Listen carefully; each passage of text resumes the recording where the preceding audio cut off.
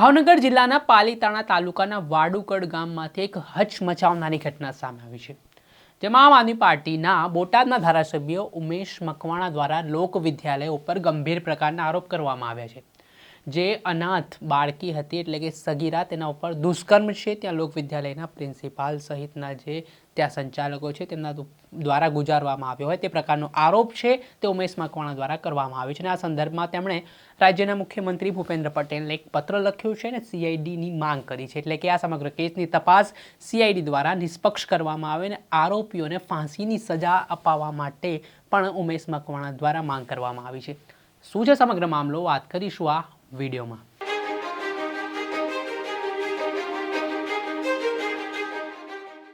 નમસ્કાર દર્શક મિત્રો, નવજીવન ન્યૂઝમાં આપનું સ્વાગત છે। ભાવનગર જિલ્લાના પાલીતાણા તાલુકાના વાડુકડ ગામમાંથી એક હચમચાવી દે તે પ્રકારની ઘટના સામે આવી છે। એક તરફ આપણે બાળકો ભણે આગળ વધે તે માટે તેમને હોસ્ટેલ કે પછી અન્ય વિદ્યાલયોમાં મોકલતા હોઈએ છીએ, પરંતુ કેટલીક ભૂતકાળમાં પણ આવી ઘટનાઓ બની ચૂકી છે કે જ્યાં શિક્ષકો તેમજ પ્રિન્સિપાલ દ્વારા બાળકીઓ સાથે દુષ્કર્મ તેમજ છેડછાડની ઘટનાઓ પણ બનતી આવી છે, પરંતુ આ બાબત કંઈ નવી નથી। ત્યારે વધુ એકવાર પાલીતાણા તાલુકામાં આવેલા વાડુકડ ગામમાં લોક વિદ્યાલયમાં એક સગીરા જ્યાં હોસ્ટેલમાં અભ્યાસ કરતી હતી તેના પર દુષ્કર્મ ગુજારવામાં આવ્યો હોવાની ઘટના સામે આવી હોય તે પ્રકારની વાત છે તે ઉમેશ મકવાણા દ્વારા કહેવામાં આવી છે। તેમણે કહ્યું છે કે લોક વિદ્યાલયના પ્રિન્સિપાલ અને જે સંચાલકો છે તેમના સગીરા ઉપર દુષ્કર્મ ગુજાર્યો છે અને સાથે આટલું જ નહીં પરંતુ થોડા સમય અગાઉ પણ આ લોક વિદ્યાલયમાંથી એક બાળકીનો મૃતદેહ પણ મળી આવ્યો હતો। આ પ્રકારની ઘટના સામે આવતાની સાથે જ બોટાદના ધારાસભ્ય ઉમેશ મકવાણા દ્વારા રાજ્યના મુખ્યમંત્રી ભૂપેન્દ્ર પટેલને એક પત્ર લખવામાં આવ્યો છે।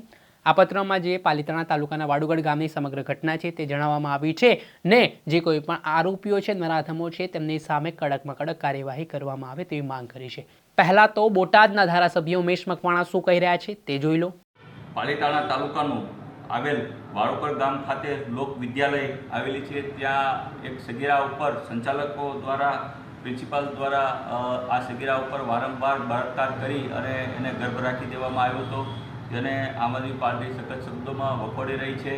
અને સાથોસાથ આ જ સંસ્થામાં એક કૃપાલીબેન કરીને હતી, તેની પણ શંકાસ્પદ હાલતમાં લાશ મળી હતી।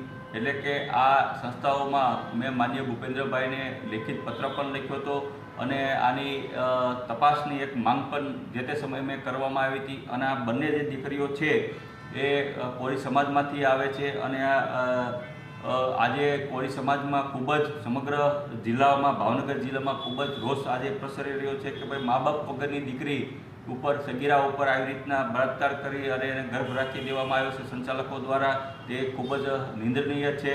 અને સાથોસાથ કૃપાલીબેન જેવી નિર્દોષ દીકરીને, આશાવાદી દીકરીને મૃત્યુ શંકાસ્પદ થયું છે, આજે પણ એની પણ તપાસ કરવામાં નથી આવી। તો આજે મેં માનનીય મુખ્યમંત્રીશ્રીને અને માનનીય ગૃહમંત્રીશ્રીને લેખિત પત્ર લખ્યો છે કે ભાઈ આ બંનેની તપાસ એક નિષ્પક્ષ એસઆઈટી અથવા તો સીબીઆઈ દ્વારા કરવામાં આવે, જેથી કરીને મારા ભાવનગર જિલ્લાના કોળી સમાજને આનો ન્યાય મળી રહે એના માટે થઈ અને આ બીજા જિલ્લાઓમાં પણ આવી સરકારી જે સંસ્થાઓ જે છે જ્યાં ગરીબ સમાજની દીકરીઓ ભણી રહી છે તેની ઉપર આવો અત્યાચાર ન કરવામાં આવે શિક્ષણના નામે। અને આજે બેટી બચાવોની જે વાત થઈ રહી છે તેમાં પણ આપણે બેટીઓનું રક્ષણ કરવાનું કાર્ય કરવું જોઈએ, તો નહીં કે એનું ભક્ષણ કરવાનું। તો આવા ઘટના બીજા જિલ્લાઓમાં પણ ન બને તેના માટે એક ઉદાહરણ રૂપે આવા રાક્ષસીઓને ફાંસીની સજા કરવામાં આવે તેવી મેં માનનીય ભૂપેન્દ્રભાઈને માંગ કરું છું।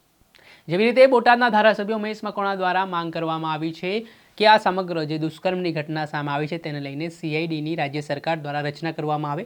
આટલેથી નહીં પરંતુ તેમણે એવું પણ કહ્યું છે કે જે કોઈ પણ આમાં જે આરોપી છે, નરાધમ છે, જેણે આ સગીરા ઉપર દુષ્કર્મ ગુજાર્યો છે તેની સામે ફાંસીની સજા સુધીની જે કાર્યવાહી છે તે કરવામાં આવે। આ પ્રકારની વાત સામે આવતા હવે ફરી એકવાર આ ઘટનાના પડઘા છે તે સમગ્ર કોળી સમાજમાં પડ્યા છે, કેમ કે કોળી સમાજમાંથી જ આ જે બાળકીઓ છે, જે પીડિતાઓ છે તે આવતી હોય છે, તેને લઈને હવે કોળી સમાજ પણ ન્યાયની અપેક્ષાએ બેઠો છે। જોવાનું એ રહ્યું કે આગામી સમયમાં આ પત્રની અસર કેટલી જોવા મળે છે અને ઉમેશ મકવાણા દ્વારા જે પત્ર લખવામાં આવ્યો છે ને આગામી સમયમાં જો આના ઉપર કોઈ કાર્યવાહી નહીં કરવામાં આવે તો તેમના દ્વારા કોળી સમાજને સાથે રાખીને વિરોધ કરવામાં આવશે અને આંદોલન કરવામાં આવશે તેવી પણ ચીમકી ઉચ્ચારવામાં આવી છે।